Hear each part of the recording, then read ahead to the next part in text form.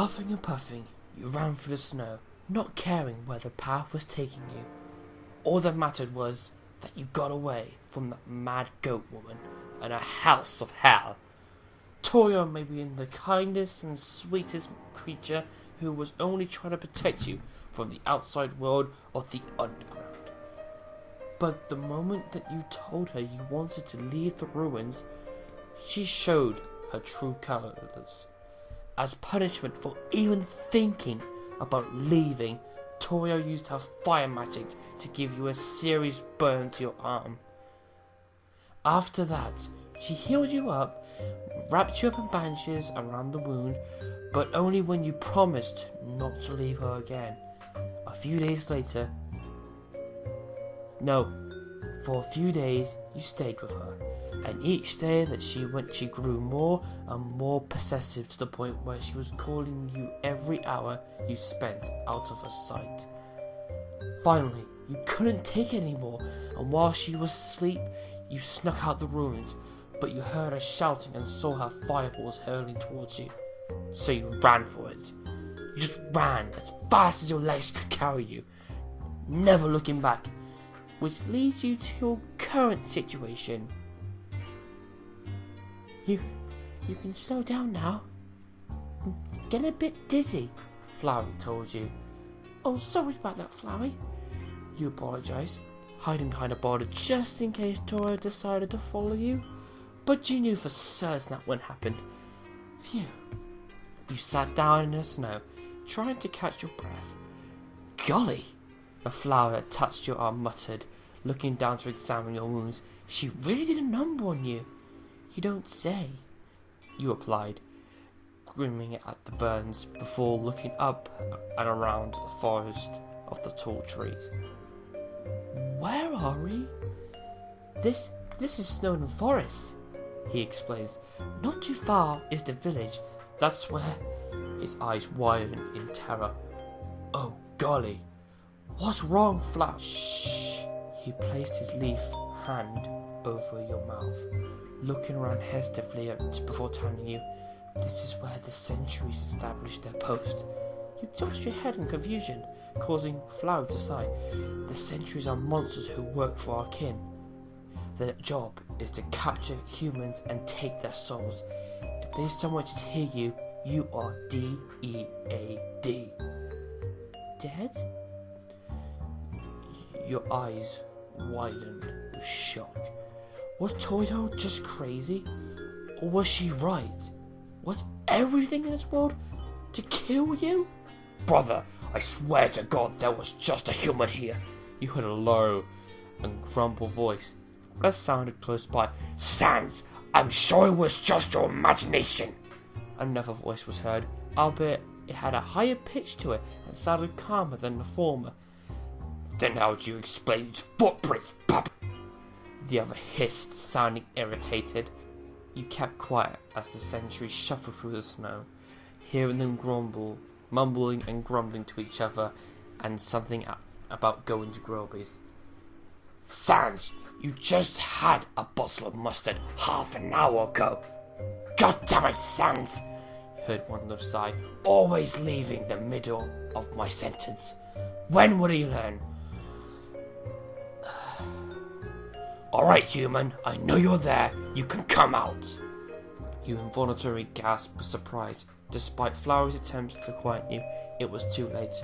I promise, human, that I, the Great Papyrus, will not harm you. Realizing he wasn't going to leave, you sighed, standing up, walked around the rock to meet the sentry. This monster turned out to be a tall skeleton wearing a black and red armour of some sort, with pointed shoulder blades and a red tattered cape. He had a belt buckle with a skull on which his face seemed to change with expressions. You could barely see the tiny red pupils in his eye sockets as they gazed down behind you, narrowing to both suspicion and curiosity. So, my brother was right, he muttered, all at once walking over to you.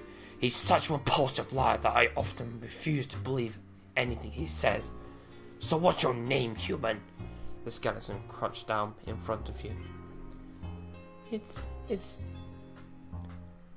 you finally said, suddenly becoming just as timid as Flower. Are you going to kill me?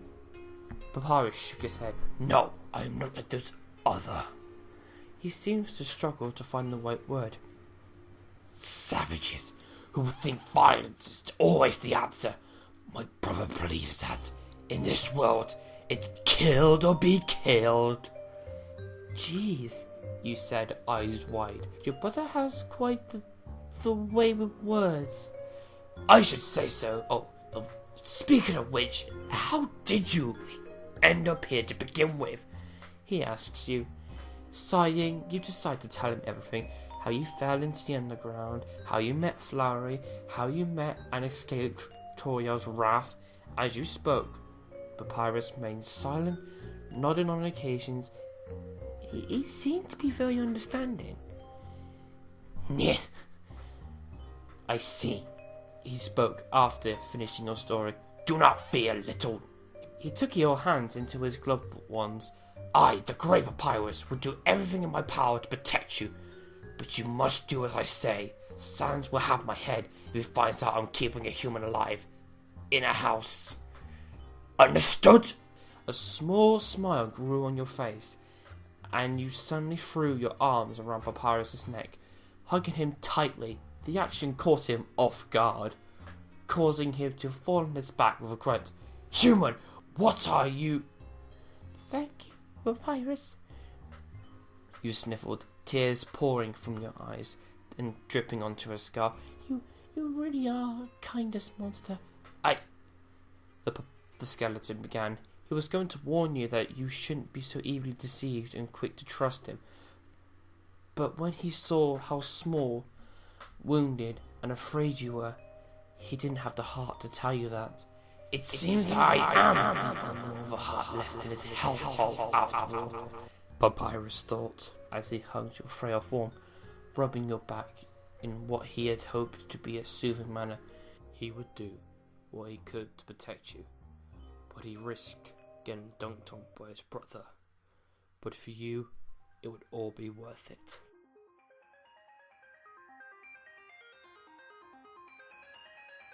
Hey guys, I really hope that you've enjoyed this one.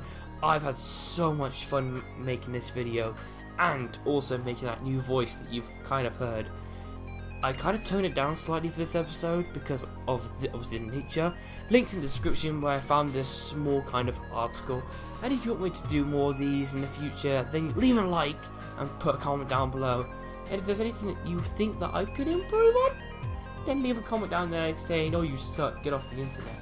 Maybe not that harshly, but, you know, critique me slightly. I don't care. You know, I'm always willing to improve because, well, you know, I've just started this and I kind of enjoy doing it.